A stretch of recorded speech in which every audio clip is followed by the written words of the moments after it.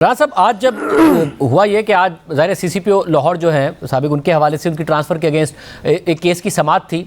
उसमें फिर अचानक हमने देखा कि चीफ इलेक्शन कमिश्नर साहब को बुलाया गया, फिर 90 दिन के अंदर इलेक्शन का मामला उठ गया, फिर सू मोटो का लिख दिया गया है मोजेस बेंच की तरफ से, जिस पर ज़ाहिर बाद में ऑडियो आ गई। तो अताउल्लाह तारर साहब ने सवाल उठाया कि आज जो हुआ और चीफ इलेक्शन कमिश्नर को बुलाया गया, क्या वो सोचा समझा मंसूबा था?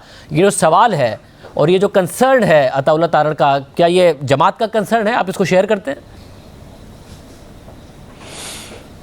बहरहाल जमात ने खैर इस बारे में कोई मीटिंग तो नहीं की। प्राइम मिनिस्टर साहब आज मुल्क से बाहर हैं और पंजाब का और PMLN का कोई इस बारे में इजलास भी नहीं हुआ, तो इसलिए ज़ाती राय जो है वो मेरी भी हो सकती है, किसी और की भी हो सकती है। लेकिन देखना तो ये है ना कि जिस राय का इजहार किया जा रहा है क्या वो रेलेवेंट है या नहीं है। तो रेलेवेंट तो बनती है, यानी आज के जो है वो हालात में ये चीज़ जो है इसकी रेलेवेंसी तो है।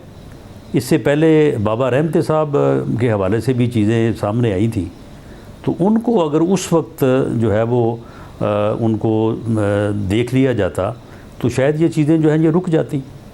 यानी जो लोग रिटायर हो जाएं कि उनके मतलब की जो है वो सारी बात होनी चाहिए। इस तरह से तो मैं नहीं समझता कि कोई अदारा जो है वो अपनी इज़्ज़त को जो है वो पूरी तरह से जो है वो कायम रख सकता है। इन चीज़ों का जो है वो नोटिस होना चाहिए और अदलिया से मुतल्लक़ मामलात का नोटिस जो है मैं समझता हूँ कि जो मोस्ट रेलेवेंट अथॉरिटी है वो चीफ़ जस्टिस ऑफ पाकिस्तान है। आप चीफ जस्टिस साहब से मुतालबा तो कर रहे हैं इसकी तहकीकात के हवाले से, मगर क्या इसके अलावा भी मुतालबा होगा आपका, हुकूमत का या जमात का, कि जो बेंच हैं जब तश्कील हो, उनकी जो नोयत हो मुकदमात की, उसमें क्या जजेस के हवाले से कोई एतराज़ या कोई मुतालबा आपका होगा?